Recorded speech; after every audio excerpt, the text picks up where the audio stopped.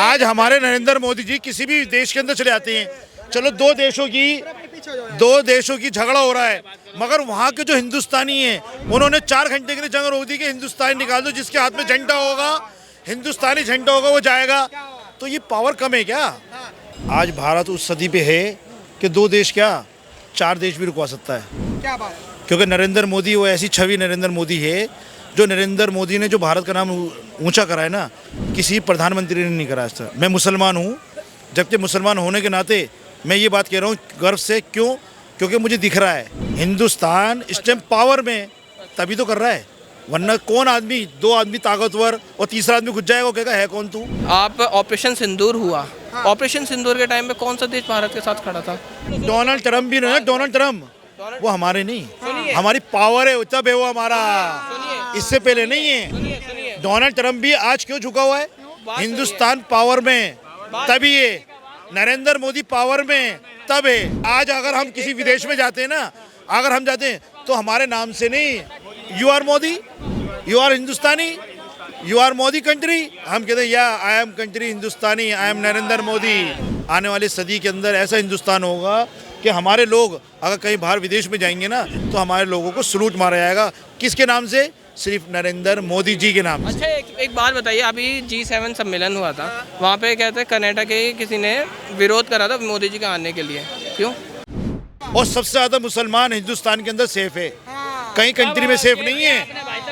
हिंदुस्तान के अंदर सबसे ज्यादा मुसलमान सेफ है। आप किसी भी कंट्री में चले, मुसलमान सेफ नहीं है। हम वो मुसलमान हैं, मरने के बाद भी धरती माँ के अंदर ही जाएंगे, हिंदुस्तान के अंदर ही। तरीके से मोदी जी का आज एक बयान आया, उन्होंने ट्विटर पर, जो ईरान के प्रेसिडेंट हैं, उन्होंने कहा उनसे कि अगर तुम चाहोगे तो तुम मदस्यता करा सकते हैं। जिस तरीके से आप देखते हो कि 2 देशों के बीच जब युद्ध होता है या 2 देशों के बीच जब लड़ाइयाँ होती हैं, ऑपरेशन को लेकर हो या वॉर को लेकर हो, तो कोई एक ऐसा तीसरा देश निकल कर आता है शक्तिशाली, जो उन दोनों देशों को शांत कराने के लिए, उन दोनों देशों को कॉम्प्रोमाइज़ कराने के लिए आगे आता है। तो क्या भारत अपने आप को या मोदी जी अपने आप को इतना ऊपर और इतना सर्वोपरि मानते हैं कि वो किसी भी 2 देशों की मदस्यता करा सकें? आपने देखा होगा कि जब ऑपरेशन सिंदूर चल रहा था तो डोनाल्ड ट्रंप क्रेडिट लेकर चले गए थे मदस्यता के नाम पर, लेकिन आज जब इजराइल और ईरान में युद्ध हो रहा है तो भारत एक ऐसी छवि के साथ निकला है पूरे विश्व में, जो उन्होंने एक मैसेज दिया है कि अगर किसी 2 देशों में लड़ाई हो रही है तो हम भी इतने काबिल हैं कि हम मदस्यता करा सकते हैं। नमस्कार सर, नाम क्या होगा आपका? मानव। आपका नाम क्या होगा सर? तस्लीम कुरैशी। जसीम कुरैशी, आपको क्या लगता है कि भारत के अंदर इतने मतलब ताकत है कि वो 2 देशों की लड़ाई को रुकवा सके? आज भारत उस सदी पे है कि 2 देश क्या 4 देश भी रुकवा सकता है। क्या बात? क्योंकि नरेंद्र मोदी वो ऐसी छवि नरेंद्र मोदी है, जो नरेंद्र मोदी ने जो भारत का नाम ऊंचा करा है ना, किसी प्रधानमंत्री ने नहीं करा आज तक। मैं मुसलमान हूँ, जबकि मुसलमान होने के नाते मैं ये बात कह रहा हूँ गर्व से। क्यों? क्योंकि मुझे दिख रहा है, जो दिखता है वही बिकता है। याद है कुरैशी, जो मुसलमान सोफिया कुरैशी जी, जो पाकिस्तान का हाल कर आई है, वो हमें गर्व है हम कुरैशी लोगों को कि हमारी बहन पाकिस्तान में जाके, वो भी कुरैशी जाके पाकिस्तान का बेड़ा गर्क कर आई। आपको क्या लगता है कि मोदी जी को मदस्यता करानी चाहिए या फिर भारत देश को अपने ही पहले भारत देश के अंदर गिरवान में झांकना चाहिए? देखिए, कहते हैं अगर आप किसी के दोनों के बीच में जाके, 2 दोस्तों के बीच में अगर लड़ाई हो रही है, तीसरा बंदा अगर जा रहा है छुड़ाने, तो अच्छी बात है। दोस्त नहीं है, ईरान और इजराइल दोस्त नहीं है। एक पॉइंट ऑफ व्यू रख रहा हूँ, पॉइंट मान लीजिए ये लोग लड़ रहे हैं, तीसरा बंदा आके छुड़ाएगा ना कि आप मत लड़िए, तो वो तो एक तरीके से सही कर रहे हैं ना, ये एक तरीके से सही कर रहे हैं। नहीं, ये सही तो कर रहा है, मगर ये पावरफुल आदमी है जब तो कर रहा है। हिंदुस्तान इस टाइम पावर में तभी तो कर रहा है, वरना कौन आदमी, 2 आदमी ताकतवर और तीसरा आदमी घुस जाएगा, वो कहेगा है कौन तू। सही बात। कौन है भाई तू? वो पावर में तभी तो नरेंद्र मोदी कर रहा है। अभी आप मोदी जी का अपोज में थे, आप मोदी जी के, लेकिन ये एज अ मुस्लिम होने के बाद इन्होंने ये चीजें कही हैं कि मोदी जी ने इतना ताकतवर बनाया है, नया भारत है। आप इस नए भारत को स्वीकार करते हैं या फिर ये एक जुमला है? देखिए, नया भारत है, ताकतवर है, अच्छी बात हम स्वीकार करते हैं, अच्छा बात है, क्योंकि हमारा देश आगे बढ़ना चाहिए। तो ठीक कह है, रहे थे कि मोदी जी, देखिए मेरे कहने की चीज़ें हैं, ठीक है। आप ऑपरेशन सिंदूर हुआ, ऑपरेशन सिंदूर के टाइम में कौन सा देश भारत के साथ खड़ा था?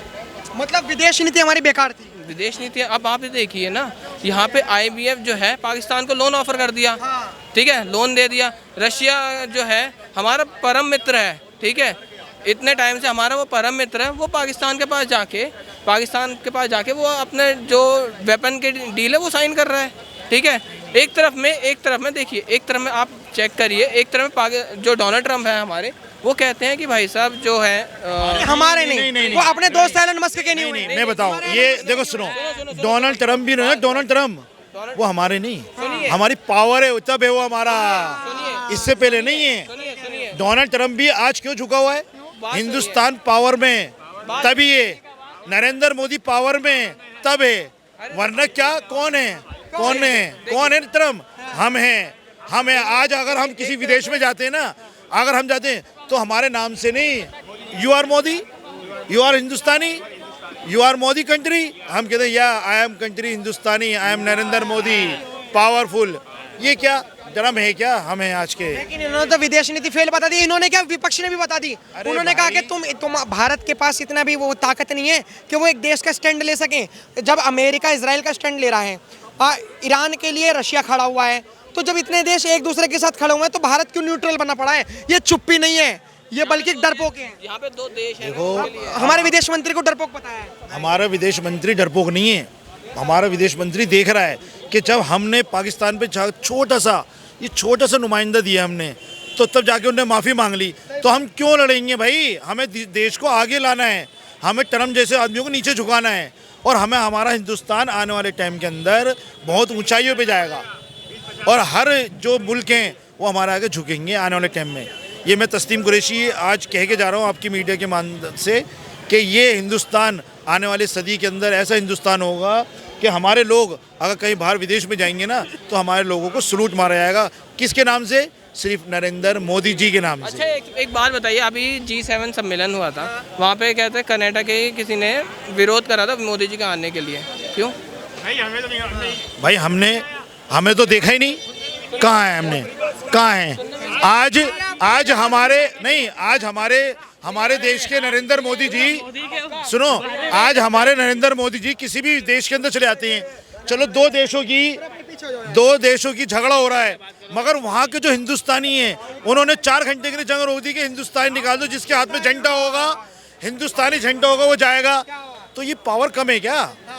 ये विदेश नीति की बात कर रहे थे। अगर आप विदेश नीति की बात करते हो मतलब आप पढ़े लिखे हो। अभी ऑपरेशन सिंदूर नहीं, ऑपरेशन सिंधु, जो ईरान से अपने भारतीय लोगों को वापस बुलाया। ईरान ने पूरे विश्व में जितने भी देश हैं सबके लिए एयर स्पेस बंद कर दिए, लेकिन एकमात्र एक ऐसा भारत देश था जिसके लिए ऑपरेशन सिंदूर रेडी था।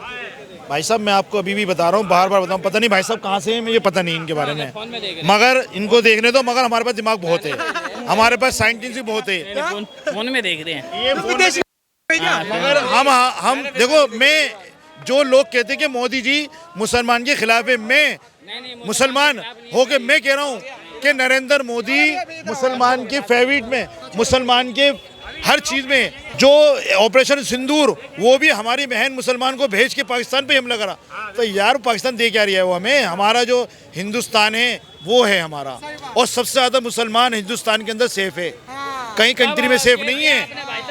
हिंदुस्तान के अंदर सबसे ज़्यादा मुसलमान सेफ है, आप किसी भी कंट्री में चले जाओ मुसलमान सेफ नहीं है, बिल्कुल। तो मैं अब एक बात बताओ, आप पहले को मेरे को इसका बात का जवाब दो। भाई साहब ने बहुत बढ़िया बात की, और हमारा भी क्वेश्चन था कि अगर विदेश नीति इतनी ही बेकार है तो ऑपरेशन सिंधु ईरान में कैसे चल गया? ईरान ने सिर्फ भारत को ही अलाउ क्यों करा अपने लोगों को भेजने के लिए, और अमेरिका के भी लोग फंसे हुए हैं, इतने लोग फंसे हुए हैं। इसके बारे में मेरे को नहीं पता, साफ बोल रहा हूँ इसके बारे में नहीं। देखिए, जिसके बारे में आधा अधूरा ज्ञान हो तो रखना भी बेकार है। ध्रुव राठी की वीडियो देख के पूरा ज्ञान मिल जाएगा? अरे नहीं, ध्रुव राठी की वीडियो पहली बात तो मैं देखता नहीं, जो चीज़ें ट्रेंड में चल रही है वो चीज़ें देखता हूँ, मैं ज़्यादातर न्यूज़ में देखता हूँ, वहीं से अपना देख आप अपने न्यूज़ में देख, भाई साहब ये न्यूज़ में देख रहे हैं तो थोड़ा सा ज्ञान भी तो, भाई साहब कितने पढ़े लिखे हैं मुझे नहीं पता, मुझे तो नहीं पता, मगर परमात्मा ने थोड़ी बुद्धि भी तो दी है, क्या नहीं दी है? परमात्मा ने बुद्धि भी दी है, समझ दी है, देखने का भी दिया है, सब कुछ दिया है। परमात्मा ने आंखें दी, कानें दी, दिमाग दिया, सब कुछ दिया, तो थोड़ा अपना आप लोग टेक्नोलॉजी करो। भाई साहब मैं तो जा रहा हूँ, मैं तो ये कहना चाह रहा हूँ हिंदुस्तान के अंदर एक जवाब सुन लो, ठीक है। अमेरिका के जो प्रेसिडेंट है उन्होंने फिर ये बयान क्यों दिया, पाकिस्तान, आई लव पाकिस्तान, ये जवाब कब दिया मुझे बताओ? भाई साहब हमने तो अभी तक सुना नहीं है, ये मुझे तो लग रही है हिंदुस्तानी नहीं दिख रही है भाई साहब, मुझे तो कुछ शक हो रहा है, भाई साहब मुझे तो लग रही है हिंदुस्तानी नहीं है। हमारी वीडियो में उल्टा हो गया। जब कोई मुस्लिम दिखता है और जब वो भारत को अपोज करता है तो लोग कहते हैं कि वो पाकिस्तानी है। ये मुस्लिम होने के बाद इनकी बातों में थोड़ा झलक रहा है और इनके पक्के मुसलमान और हिंदुस्तानी ये हिंदू होने के बाद भी ये आपको एलिगेशन लगा रहे हैं कि आप हिंदुस्तानी नहीं हो। अच्छा, हम कैसे नहीं है, हम अपने देश, हम अपने हम देखो मुसलमान, मैं आपको बता रहा हूँ, हम वो मुसलमान हैं मरने के बाद भी धरती माँ के अंदर ही जाएंगे, हिंदुस्तान के अंदर ही। हम मरने के बाद भी धरती माँ के अंदर समाते हैं हम लोग। ये नहीं कि नहीं हमारी माँ है, धरती माँ है, हम यहीं रहते हैं।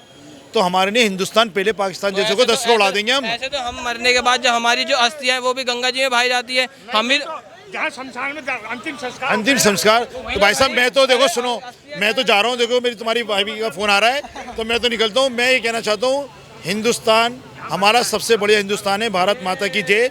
नहीं, अब ये देखिए, इनके ऊपर कैमरा करिए, ये कह रहे हैं कि जो शमशान में मरते हैं वहाँ पे बंदे, उन्हें वहाँ पे क्या होता है भैया हमारे घरों में मरते हैं। हाँ शमशान में हाँ, दाह हाँ, उनकी अस्थियों को हम ले जाकर गंगा जी में विसर्जन कर देते हैं।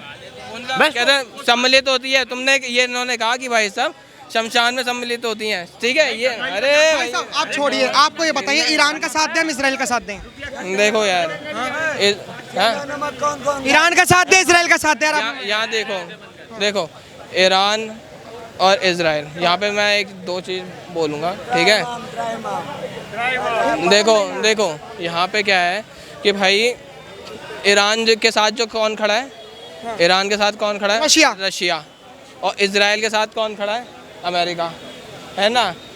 अब हम इजराइल का, और इजराइल हमारा, इजराइल जो है वो दोस्त है, ठीक है। और रशिया भी जो है वो भी हमारा दोस्त है, ठीक है। हम एक तरीके से बीच नाव में फंस गए हैं कि हम किसका सपोर्ट करें, या फिर किसका करना चाहिए? इजराइल का करना चाहिए, ईरान का करना चाहिए? भाई साहब इसराइल का करना चाहिए। इजराइल का क्यों करना चाहिए? बात बताइए। भारत के साथ रहा था वो, पड़ोसी के घर में जब पड़ोसी झगड़ा हो जाए ना भाई साहब तो कौन बचाता है? आपके पड़ोसी बचाएगा ना, बचाएगा ना। तो बस यही है, पड़ोसी का साथ देगा तो ठीक है। तो भारत के पड़ोस में कोई कौन है? भारत के पड़ोस में कौन है बताना? इसराइल दे रहा है साथ, छुट्टी बात खत्म। क्यों जी? अच्छा, पड़ोस में कह रहा हूँ, पड़ोस में कौन? पाकिस्तान भी है। पड़ोस क्या है? पाकिस्तान का साथ देगा। पड़ोस में पाकिस्तान है, पड़ोस में चाइना, पड़ोस में चाइना है, पड़ोस में नेपाल है, पड़ोस में बांग्लादेश है, पड़ोस में आपका ये म्यांमार आ जाता है, पड़ोस में क्या था कि ये कौन सा है, ये श्रीलंका आ जाता है। ये सारी चीजें आ जाती हैं। आपको लगता नहीं है कि अगर हम ईरान का साथ देंगे तो हम फंस जाएंगे? क्योंकि ईरान के साथ भी हमारे 2.4 बिलियन डॉलर के ट्रेड होते हैं। कुछ नहीं बसना भाई, हमारा भारत किसी के साथ नहीं बच सकता। बस दिमाग में ये डालो, हमारा भारत किसी के साथ में नहीं बच सकता। देखिए मैं यहाँ पे बता देता हूँ ना, देखिए हमारा जो कच्चे तेल का जो है ना, जो कच्चा तेल आता है वो ईरान से आता है, अरब कंट्री से ज़्यादातर आता है, ठीक है। और अब जो हो रहा है वो रशिया की तरफ से भी आता है, ठीक है। देखिए अगर हम ईरान का साथ देते हैं, ठीक है, ईरान के साथ में खड़े रहेंगे तो भाई साहब हमारा कच्चे तेल जो आना है उसके ऊपर ख़तरा हो सकता है, वो आना बंद हो सकता है, ठीक है।